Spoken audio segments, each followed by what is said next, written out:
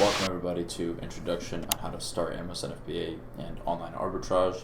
I am Nick Malchanov and I'm an Amazon FBA seller. No, I am not a millionaire doing this, but I made $100,000 in revenue within my first year of selling on Amazon, and I'm going to show you guys how to do the exact same thing. Please bear with me when it comes to recording this 10-part series. I am talking to a camera and it's something I'm not used to, so I'm going to try to be as thorough as possible when explaining the process of being an Amazon seller. Guys, I promise this is not rocket science. Selling on Amazon is probably one of the easiest business models someone can do, and it's very, very, very, very hard to fail. Here is the 10-part series. First, we're going to be talking about the introduction to Amazon FBA and online arbitrage. Then we're going to be talking about step-by-step guide to setting up an Amazon seller account. All of the starred videos are going to be the most important ones to maximize your Amazon profit. It does not mean you guys shouldn't watch the rest of the videos. I'm just saying to maximize Amazon's profit, I would recommend for sure watching the video 1 through 4 and video 10. There is 4 different kinds of Amazon FBA models. There is retail arbitrage, online arbitrage, wholesale, and private label. In this course, we are going to be talking about the online arbitrage selling method for the most part, but I'm going to briefly describe all these different selling methods just in this first video. Retail arbitrage is a reselling method and it's very low cost to start. You can start with around $500. Again, the more you start with, the more money you can make. It is a reselling method. You're going to be reselling big name products on Amazon. You're not going to be running any ads. You're basically going to be taking the Amazon listings that are already up and just selling that exact same product. But the biggest thing about this method, it is very hard to scale because in this method you have to go to retail stores, find discount products to sell on Amazon that are profitable. Online arbitrage is very similar to retail arbitrage, except you're doing everything online. Instead of going to a physical store to finding a profitable product to sell, you're actually just going through websites and going through the clearance section or sales section of different websites to see if some products are profitable to sell on Amazon. This method is like next door neighbors with the retail arbitrage method and is way more scalable in the long run, so this is why we're going to be going over this in the whole entire course.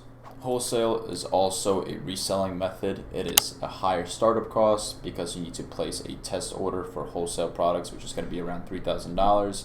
It is scalable, but you do need an LLC and a resale tax certificate to start doing wholesale. Again, we're not going to be talking about this method just because it's a little harder to get into. Private label is like the complete opposite side of the spectrum when it comes to Amazon. It's a higher startup cost selling method. You need at least $5,000 for a test order. But with private label, you're buying a product from China, putting your own logo on it, and then selling it on Amazon. Again, I don't recommend people start with this because it's a higher startup cost method.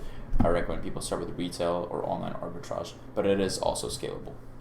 Now let's quickly talk about the profit margins and the ROI you can expect from all these different kind of business models. So with retail and online arbitrage, on average, you can expect around 20% profit margins with a 35 to 50% ROI. Basically, if you guys don't know, ROI means return on investment. So basically, if you put in $1,000 into this business, you can expect to return $350 to $500 back. Why profit margins and ROI are different when it comes to Amazon? Because Amazon has different set of fees. So at the end of the day, your profit margins is always going to be lower than your ROI. Wholesale, you can expect a little bit of a higher profit margin with a little bit of higher ROI because you're establishing good relationships between all of these distributors. Again, in the long run, wholesale is probably one of the better business models, but it is not a good entry business model. And then when it comes to private label, the profit margins are 40% plus. It depends on how good of a product you can find to sell on Amazon and how well it works. But again, private label is very, very risky, but it's also very, very achievable if you do it right. Again, throughout this whole course, we're going to be talking about the online arbitrage method because it's the most scalable and you can literally do it right behind your computer. And on average, you can make $3,000 plus every single month doing this. On average, I would say everybody can make at least $3,000 every single month doing this from your computer, maybe working an hour to 2 hours a day. If you guys have absolutely any questions, my Discord is going to be down below. It is completely free to join. That's the best way to contact me, or feel free to drop a comment and I'll respond to every single comment. Again, I just want to end the video with saying this. Amazon is not rocket science. It is probably one of the easier business models. You're literally reselling a product that's already being sold on Amazon, and all you're basically reading is data just to see if the product sells well or doesn't sell well. I'm going to try to keep these videos as short and as thorough as possible, so I'll see you in the next one.